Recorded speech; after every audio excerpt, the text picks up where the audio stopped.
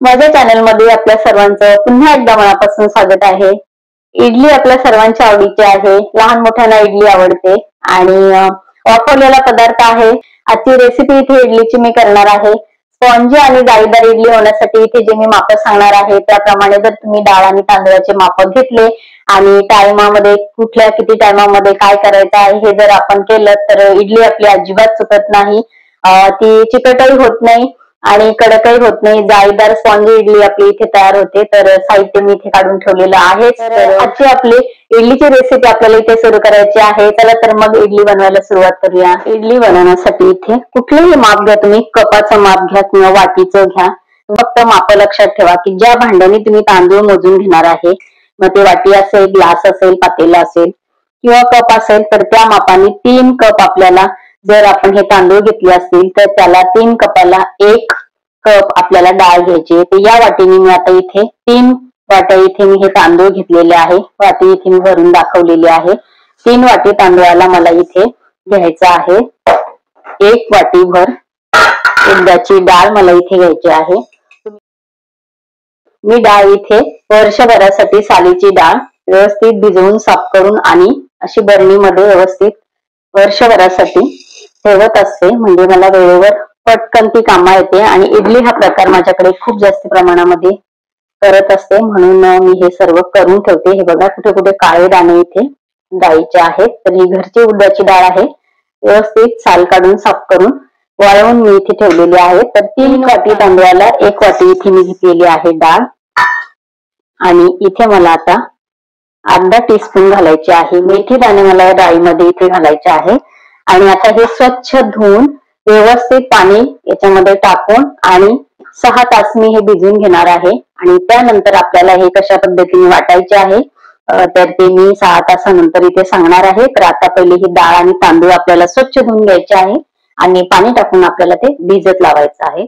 इथे मी 5-6 पाण्याने तांदूळ व्यवस्थित धुवून घेतलेले आहे आणि भरपूर सारं पाणी मी इथे तांदळामध्ये घातलेलं आहे।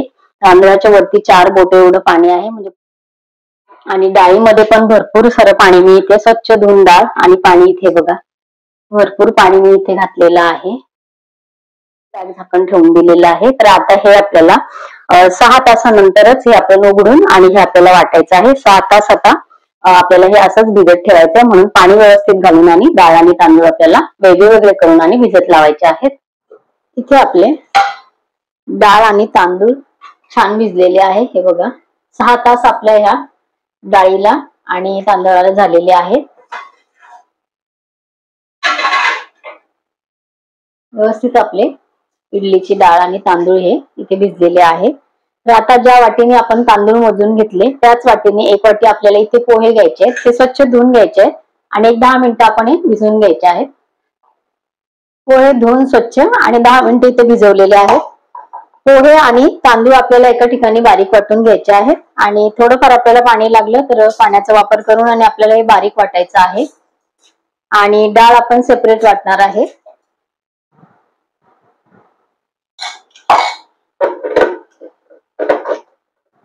इथे आपल्याला हे बॅटर एकदम बारीक वाटून घ्यायचं आहे।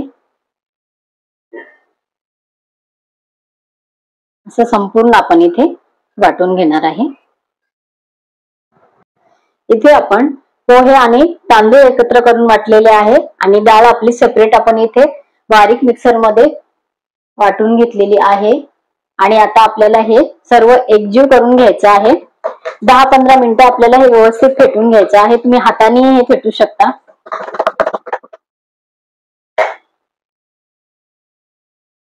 हे बॅटर मी 10 मिनिटं व्यवस्थित मिक्स करून घेतलेलं आहे चमच्याच्या साहाय्याने। तुम्ही हाताने पण हे फेटून घेऊ शकता, कारण हे व्यवस्थित फेटलं आपली इडली खूप छान येते। तर हे मी दुसऱ्या मोठ्या पातेल्यामध्ये ट्रान्सफर करून घेणार आहे। त्यानंतर याच्यावरती पॅक झाकण ठेवून, मला थंडी असेल, लवकर फर्मेंट होणारं असं वातावरण नसेल तर त्यावरती तुम्ही एखादा टॉवेल किंवा असं सुती कपडा याच्यावरती टाकून ठेवू शकता। आणि उद्या सकाळी आपण आता हे उघडणार आहोत। इडली करण्यासाठी आपलं किती पीठ फर्मेंट झालेलं आहे हे आपण सकाळी बघणार आहोत। Good morning. काल आपण इडलीसाठी डाळ आणि तांदूळ मिक्सर मध्ये बारीक वाटून ठेवलेले होते। पूर्ण रात्र आपण ते ठेवलेलं आहे। तर आता आपल्या इडलीचं पीठ किती फुगलेलं आहे ते आपण बघूया। पॅक झाकण ठेवल्यामुळे ते छान फर्मेंट झालेला आहे, छान फुगलेला आहे. हे बघा, खूप छान आपलं पीठ हे फुगून आलेलं आहे. खालपर्यंत बघा, खूप छान झालेला आहे. अशा पिठाची इडली खूप छान येते. आपण ते सर्व मिक्स करून घेऊ.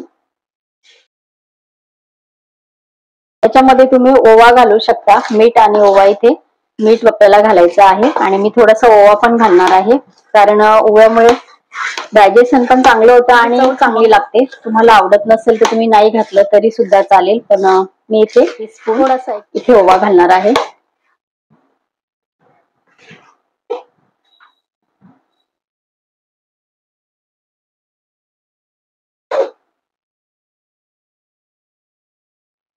एवढं आपलं पीठ हे फुलून आलेलं आहे. आता आपण एकीकडे इडल्या बनवायला घेऊया. 1 टीस्पून ओवा मी इथे हातावरती थोडासा क्रश करून आणि ह्याच्यात घालणार आहे. आणि इथे आपल्याला आता चवीपुरतं मीठ घ्यायचंय.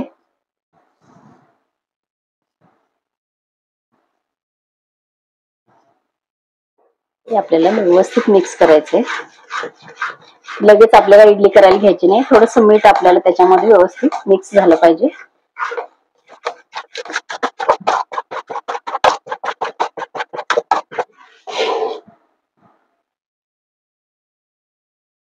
इडली वाफवण्यासाठी आपण इडली या भांड्यामध्ये पाणी गरम केलेलं आहे. आता इडली पात्राला आपल्याला तेल लावून घ्यायचंय. पाणी आपलं इथे उकळलेलं आहे. आपल्याला ब्रशच्या साह्याने या तिन्ही भांड्याला इडली पात्राला आपल्याला हे लावून घ्यायचंय.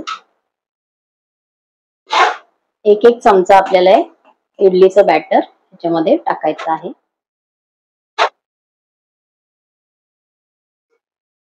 पाणी आपल्या इथे गरम झालेलं आहे. सर्वात आधी आपल्याला लहान भांडे इथे ठेवायचं आहे.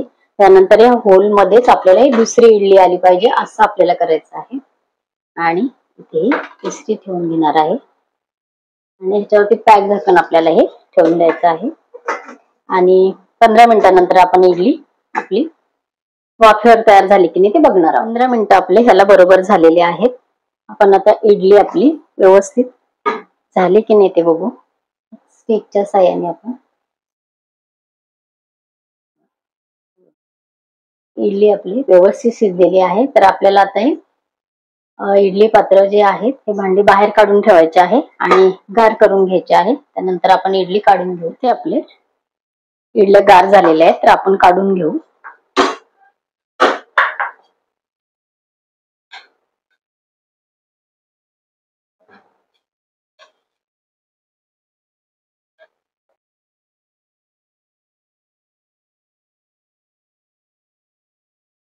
जाळीदार आणि एकदम स्पॉन्जी इडली आपली इथे तयार झालेली आहे. सर्व इडली आपण इथे काढून घेणार आहे.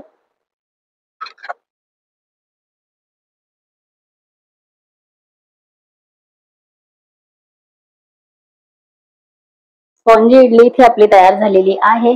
जाळीदार आणि एकदम छान आपली इथे इडली तयार झालेली आहे. आजची इडलीची रेसिपी तुम्हाला कशी वाटली कमेंट करून नक्की सांगा. आणि इडलीची रेसिपी आवडली असेल तर व्हिडिओला लाईक आणि शेअर करा. इथे आपला इडली सांबार आणि चटणी बेत तयार आहे. ताटे वाढलेली आहेत. इडली करून बघा आणि रेसिपी आवडली असेल तर लाईक शेअर जरूर करा. भेटूया परत असंच एका छानसा रेसिपी बरोबर. तोपर्यंत बाय.